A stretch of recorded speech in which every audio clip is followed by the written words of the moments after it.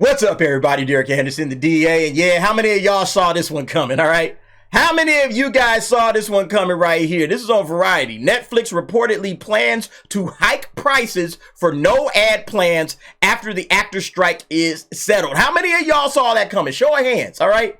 All right, if you're a smart person, you absolutely knew that this was going to happen because you got all of these labor negotiations. And anytime you got labor negotiations, that means people are about to get raises. And then when people get raises, guess what? That cost, the labor is a cost, okay? It's a cost to the business. And those costs are passed on to you, okay? As the consumer. So you got actors on strike, you got writers on strike, okay? The writers finished their deal, the actors are still pending, all right? And then you got what? The directors already got their deal, but they're making more money. All right, you got IATSE, and then the Teamsters. Those guys are waiting in the wings. All right, they're going to be getting ready to labor negotiate next year.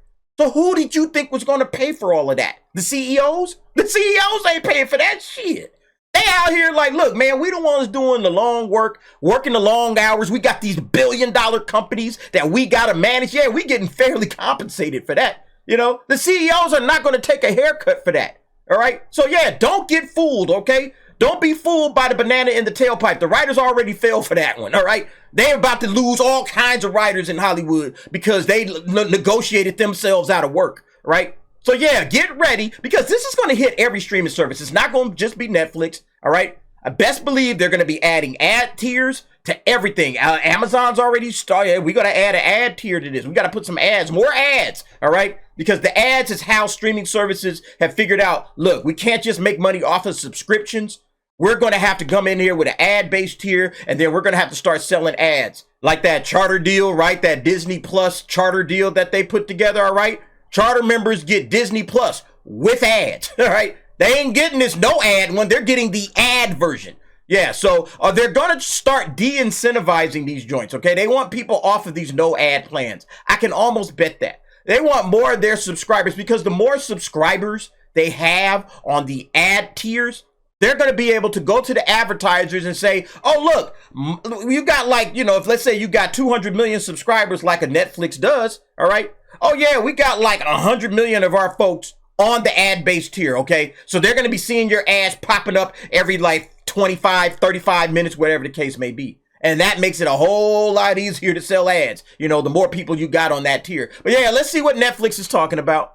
Netflix is gearing up to raise prices of the streaming plans without advertising a few months after the SAG-AFTRA's actor strike is resolved, according to a new report. Ain't that hilarious, right? They're going to wait a few months after the actor strike is resolved, all right? They're not going to do it right away because I guess they don't want to seem so obvious that that's what they're doing it for, but that's obviously what they're doing it for.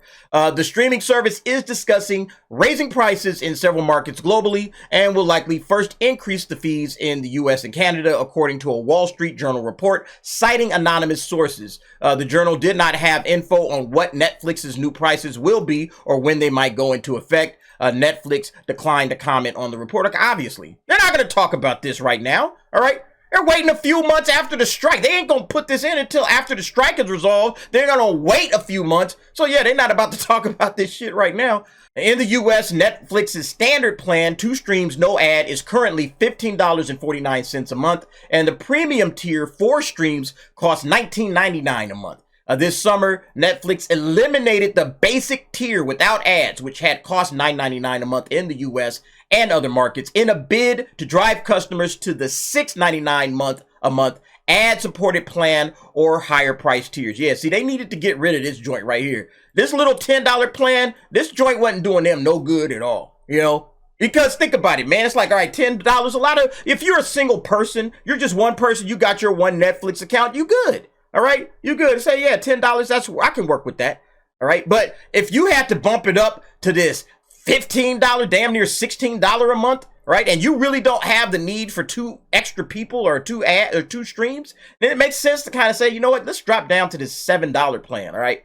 That's $7 or damn near $16. Like, which one you gonna choose, all right? You're probably going with the $7 ad-supported plan, and you're like, okay, I'll just deal with whatever ads come my way or whatever. But yeah, I'm not going to go and pay extra money, $5 or more for a month for ads. Screw that, you know? I'm not doing that. So yeah, Netflix got what they wanted. This past July, Netflix CFO Spence Newman told investors that the streamer was more than a year out from any price increases in its major markets like the U.S. This company has largely paused price hikes after it began rolling out the paid sharing program starting in May of 2023. Netflix's effort to monetize password sharing users, Newman said on a second quarter earnings review. Most of our revenue growth this year is from growth in volume through new paid memberships. And that's largely driven by our paid sharing rollout. He said it is our primary revenue accelerator in the year. Yeah, remember we talked about that with the Disney cracking down on their password sharing. Netflix already did that and it was officially working. Yeah, figures released in August show a massive increase in Netflix users in July after the password sharing crackdown across the globe. Yeah, basically they added 2.6 million new users in July alone. All right. So you figure they adding 2.6 million people. And now take those same 2.6 million that they finally got to say, okay, we got these guys on the service along with all of the other 200 plus million that we have. And now we're about to hike everybody's costs up. They'll probably leave that ad-based tier. They'll probably leave that alone. Maybe they add $1 to it. I don't know. But yeah, they're going to hike everybody else up. They're going to try to chase people. Get off of this $15. We can't do nothing with that. Get off of this $15 plan and go all the way down to that $7, $8 plan, whatever they plan on doing. They're probably going to make it $8. I'm pretty sure it's going to be like $7.99. That's what the old Netflix plan used to be, $7.99 or $8. That's probably where they're going with that ad-based tier. So they'll probably have that there, and then they'll probably take that $15, $16 plan. They'll bump that probably all the way up to $20. You know? And again, the CEOs wasn't going to take the bath on this one, all right? It was always going to be us, the consumer. Multiple other streaming services have begun hiking their prices in the past few months, in some cases because they were initially underpriced to attract subscribers. As of October 12, Disney raised its prices for the standalone premiums of Disney Plus, Hulu, and ESPN Plus. And then it says, yeah, Universal hiked up its prices, Paramount hiked up its prices, okay? Warner Brothers hiked up the price for Discovery Plus, all right? Yeah, so everything is raising. And again, this is all due to the fact that they have increased costs due to labor. All right, we got to pay our labor more. All of these companies are going to continue to do this. So expect they're going to just keep moving everything up, and then they're going to try to chase everybody to the ad-based tiers because that just makes business sense, you know, so that they can attract more advertisers to spend more money on the advertising on their platform. You know, if you only have like 30 million, you know, let's say you only have 30 million people on the ad-based tier. It's like, okay, that's 30 million. That's cool. Oh, wait, whoa. We got 100 million. All of a sudden, that ad space becomes a lot more valuable. You know, the more people you have in those ad-based tiers. So they're going to chase people there. And then they're just going to say, hey, you know what? If you want it without ads, that's cool, but you're going to pay for it. All right. You are absolutely going to pay for it. But yeah, I find this interesting, folks. You let me know what you think. Again, I saw this whole thing coming, you know, ever since the strike started. This is obvious. This was the obvious move. It's a business move. It's nothing personal. Okay. And again, you can thank the actors and the writers and the directors and all of these cats in Hollywood. Again, they talked themselves, in my opinion. They did damage to themselves because they talked themselves out of work. But you can thank them for these price hikes. And then and the continuation of these price hikes will come as people start getting back to work, as the shows start getting made. Again, they pass the costs on to you. But you guys let me know what you think. Jump down in the comments. Give me your thoughts and opinions on that. Thanks for watching. See you next time.